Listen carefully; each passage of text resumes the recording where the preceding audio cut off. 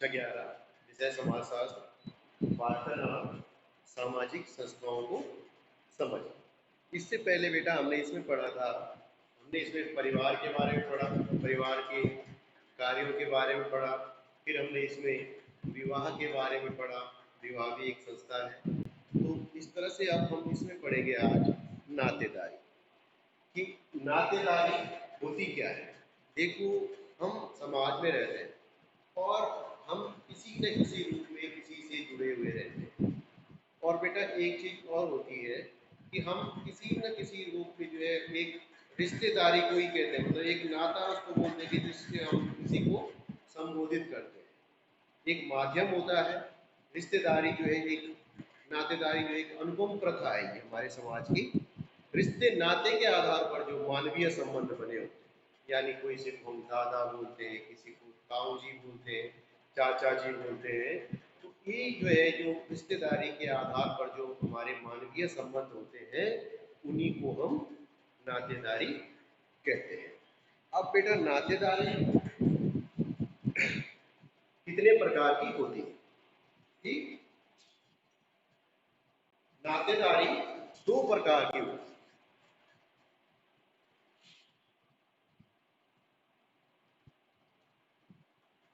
रक्त संबंध,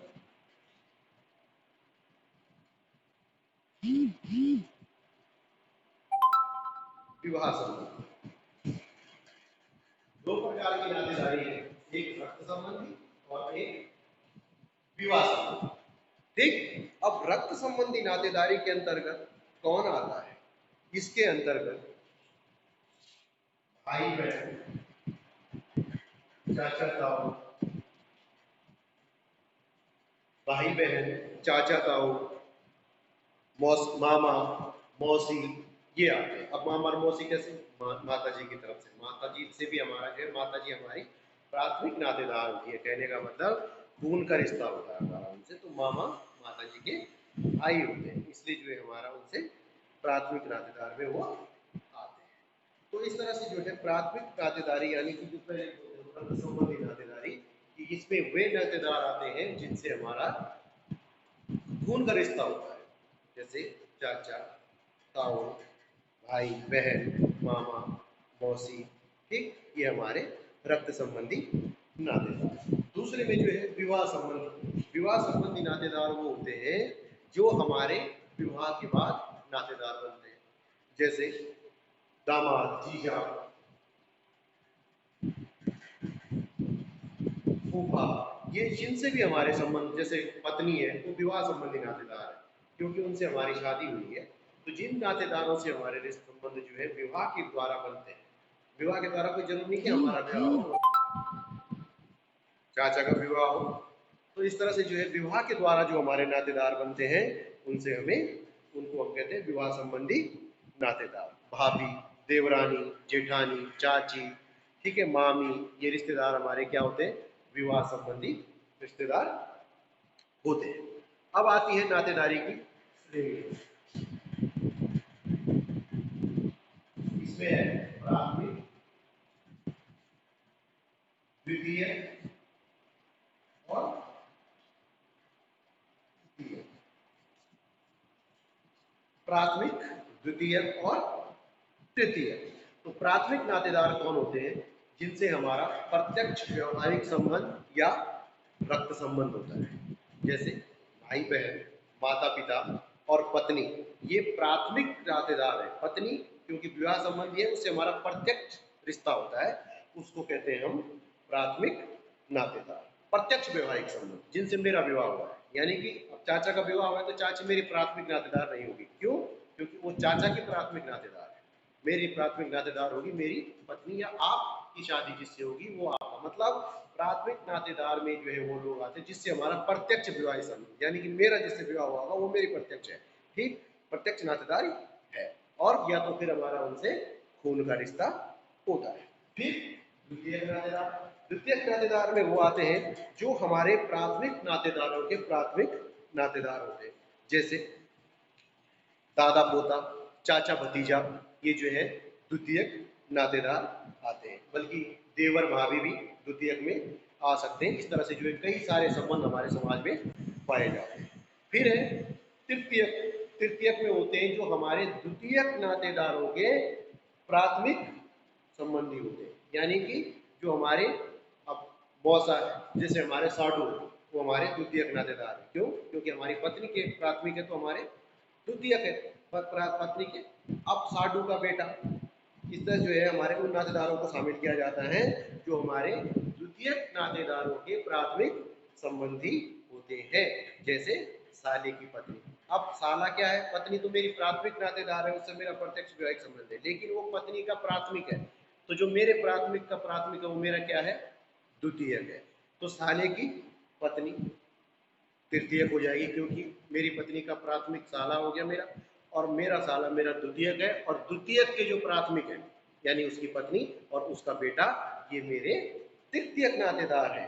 फिर परदादा, हमारे दादा के पिता उनके प्राथमिक है, फिर उनके दादा हमारे दादा के, नहीं हमारे दादा के प्राथमिक है उनके पिता, फिर हमारे दादा के जो प्राथमिक है हमारे पिता है, और हमारे पिता के हमें प्राथमिक। तो जो मेरे पिता के प्राथमिक नातेदार मेरे दादा हैं तो मेरे द्वितीयक है, और उनके पिता क्या है? मेरे तृतीयक है, क्योंकि मेरे दादा के प्राथमिक है। इस तरह से जो है हमारे तृतीयक नातेदार ये कहलाते हैं। इस तरह से समाज में जो है कई तरह के नातेदार हैं। कम से कम जो है यहाँ पे वार्डोक नाम के विद्वान है, उन्होंने 151 तरह के संबंधी बताए हैं तृतीयक। और द्वितीयक में जो है लगभग वार्डोक ने 33 प्रकार के जो संबंधित द्वितीयक नातेदार में बताए। अब है बेटा नातेदारी की शब्दावली।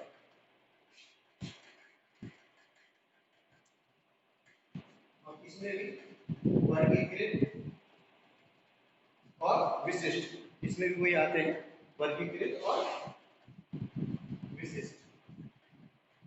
ठीक, अब वर्गीकृत और विशिष्ट। तो वर्गीकृत नातेदारी ये होती है कि जैसे आप शहरों में देखते हैं वहाँ पे मामा, चाचा, ताऊ जितने भी हैं, उसके लिए क्या है? एक विशेष शब्द, किस चीज का प्रयोग किया जाता है? एक अंकल शब्द। अंकल,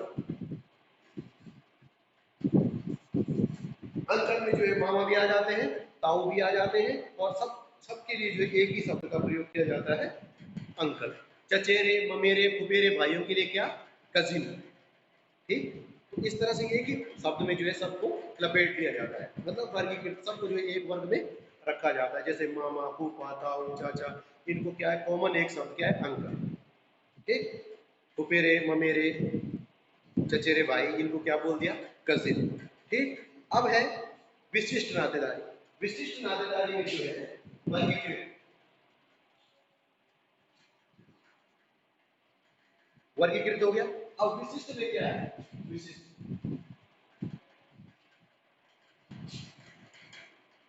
विशिष्ट में जो है प्रत्येक के लिए अलग अलग, प्रत्येक शब्द के, प्रत्येक नातेदार के लिए जो है क्या है? अलग अलग शब्द का प्रयोग है। मौसा के लिए मौसा है, मौसी के पति को मौसा ही बोलना है, चाची के पति चाचा है, चाचा की पत्नी चाची है। तो ये हमने जो है प्रत्येक जैसे अलग अलग मौसा, फूफा, मामा, ताऊ, चाचा जितने भी हैं उनको जो है अलग अलग शब्दों से संबोधित किया जाता है, वो होती है विशिष्ट नातेदारी। यानी कि प्रत्येक नातेदार के लिए जो है एक विशेष शब्द का प्रयोग किया जाता है। और वर्गीकृत में क्या है? सभी नातेदारों को एक ही कैटेगरी में रख देते हैं, जैसे चाचा, चाची, मामा, चाचा, मामा, फूफा, इनको क्या कर दिया? एक शब्द प्रयोग कर दिया, अंकल। चचेरे में मेरे भाइयों के लिए कौन सा शब्द प्रयोग कर लिया? कजिन। तो ये हो गए वर्गीकृत, और ये विशिष्ट में जो है प्रत्येक नातेदार के लिए अलग अलग शब्दों का प्रयोग किया जाता है। अब है बेटा नातेदारी की रीति। कौन कौन से तरीके हैं हमारे यहाँ नातेदारी? सबसे पहला है परिहार। परिहार संबंध। परिहार संबंध क्या होते हैं कि जिनसे जो है हम पर्दा करते हैं। जैसे सास जो बहू है वो ससुर से पर्दा करती है, जो जेठ जी से, छोटे भाई की वाइफ जेठ जी से जो है घूंघट करती है, पर्दा करती है। मतलब उनमें ये रिश्तेदार आते हैं जिनसे हम पर्दा करते हैं, वो होते हैं परिहार संबंध। दूसरा है परिहास। परिहास, परिहास माने हंसी मजाक करना। तो हंसी मजाक जैसे देवर भाभी का संबंध है, इसमें वो नातेदार आते हैं जो आपस में जो है मजाक कर लेते हैं, जैसे जीजा साली, देवर भाभी, ये जो है प्रयास संबंध के अंतर्गत आते हैं। अब एक आता है माध्यमिक संबंध। माध्यमिक यानी कि इसमें जो है किसी नातेदार को बुलाने के लिए जो है किसी को माध्यम बनाया जाता है बीच में, उसका नाम नहीं दिया जाता सीधे। जैसे किसी की पत्नी होती है तो अपने आप को, आजकल पत्नियां तो पति का नाम ले लेती हैं, लेकिन प्राचीन भारत में जो जो हमारे भारतीय सभ्यता है उसमें जो है आज भी अपने पति को बुलाने के लिए किसको माध्यम बनाया जाता है, अपने बच्चों को। जैसे कि अगर किसी के बेटे का नाम राहुल है तो उसकी पत्नी जो है उसके पिता को बोलती है कि राहुल के पापा जरा बात सुनो। किसको माध्यम बनाया, राहुल को माध्यम बनाया अपने पति को बुलाने के लिए, उनका नाम नहीं लिया, क्या बोला, राहुल के पापा जरा बात सुनेंगे। तो ये होता है माध्यमिक संबोधन। इसमें एक होता है बेटा मातुलेय, इसमें मामा भांजे के संबंधों को प्राथमिकता दी जाती है। ठीक, इस पे जो है बच्चों पर पिता से ज्यादा मामा का अधिकार होता है और संपत्ति का उत्तराधिकार जो है भांजे और भांजी को प्राप्त होता है। एक होता है पितृस्व, पितृस्व से, पितृस्व बोलते हैं बुआ को। इसमें जो है बुआ का सबसे बड़ा अधिकार होता है, बच्चों का पालन पोषण भी बुआ करती है और बुआ की जो जायदाद होती है उसके उत्तराधिकारी भी बच्चे ही होते हैं। फिर है सहकष्टी। सहकष्टी में क्या होता है बेटा कि इसको जो है कष्ट का आधार माना जाता है। कष्ट के अंतर्गत मतलब जब एक स्त्री होती है, जब वो बच्चे को जन्म देती है तो उसको कुछ समय के लिए अछूत माना जाता है। अछूत मानने के कारण क्या होता है, उसको जो है कुछ दिन अलग कमरे में रखा जाता है, जमीन पे सुलाया जाता है। तो उसी तरह का अनुभव जो है उसके पति को भी कराया जाता है, उसको भी जो है घर से अलग रखना, शामिल करके तो उसमें बाहर रखना, उसको भी अछूत माना जाता है। जिस तरह का भोजन जो है उसकी पत्नी को प्रसव काल के दौरान दिया जाता है, उसी तरह का भोजन उसे भी देने की अपेक्षा की जाती है। तो ये होगी बेटा नातेदारी आज के लिए।